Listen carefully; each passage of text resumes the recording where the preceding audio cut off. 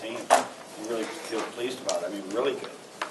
And I feel pleased the way we responded again. I think we took this, at parts of that game, we took a little bit of their best shot where they used their length inside and confused us defensively by running a man zone, switching in the middle of possession, and really made our guys think. And where we weren't flawless, we figured it out. And it's just enough, just enough. So it was a great atmosphere, I think, even with the snow and the late arriving crowd because of the snow. Boy, I felt charged up, and our team is really charged up by this win. Start right down in front with Simon, Coach. Coach, when did you decide Spike was going to get the start, and how do you think he handled Oh, how do you think he handled it? He handled it pretty good? Yeah, 7 assists, 0 turnovers. Yeah, we got the call yesterday morning that Derek had temperature, and it flu-like symptoms. So obviously he got to see the doctor and just kept him away from everybody all day. So he didn't even go to practice, see the game plan. We tried the fever broke. He felt good today, enough to at least give us a minute or two.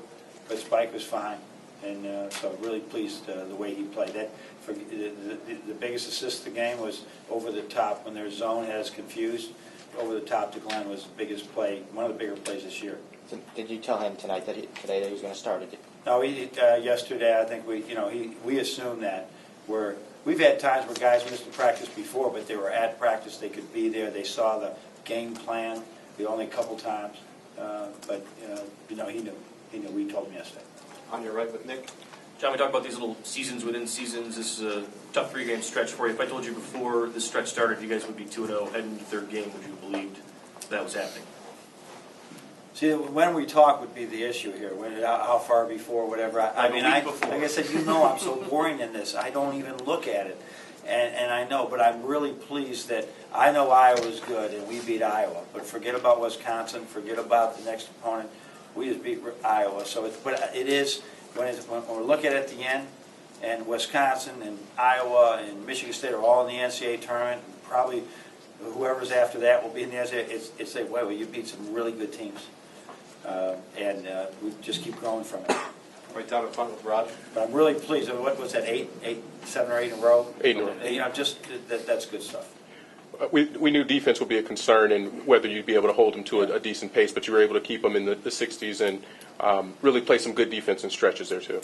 Yeah, just enough. I mean, our defensive field goal percentage seems like it's never going to go down. People are just getting some easy baskets here and there because we're playing small. People may be shooting over the top of us, but it gives us some advantage offensively. But I thought the pace was good. It was almost 20 points below what they've been scoring. So I thought we had a good pace. We ran when we wanted to run, and then we had a lot of trust in this team that they really understand what the plan is. And but Nick's 3 when we're up 7 with a minute and something to go, I loved it because it was a dagger. We didn't want to, and maybe a few years ago I might have pulled that one back out, or I've been mad at Nick for taking it. And it was great. If it goes in, it's over. We still had to hang on, but I liked our pace today. In the back middle with Noah. Another productive game for Jordan. How important was his performance on the board? I mean, this is the old Jordan that we all saw, and he's not only that, but he's sitting in our office during the day. He's around our guys. He's messaging our guys. The leadership right now, I didn't foresee this coming, because of you have Mitch and you have John, and then all of a sudden when he's got his shot. He's been so team-orientated all year long, even when he was playing little minutes. All of a sudden, here it is in front of him, a great lesson for everybody. You never know how things are going to turn out. Really proud of him. Love that kid. With Nick, you mentioned the moxie. There was a little bit more of that tonight, maybe a little more outgoing, if you say, on some made shots. Yeah. How do you view that, and is that something you think this team can feed off? What exactly are you referring to? After the game? After made shots, mainly. Yeah, I'd make his 3 sign up to my eye, but you'd all get a picture of it. So you're not going to see that. No, we work at that, but he really enjoys that, and I just got to. I mean, the team does feed off of it. I mean, this team has evolved. I've evolved. There's more lob passes. There's more of that stuff. We all continue to grow, but he's going to keep that in line. We don't want technical fouls or show anybody up.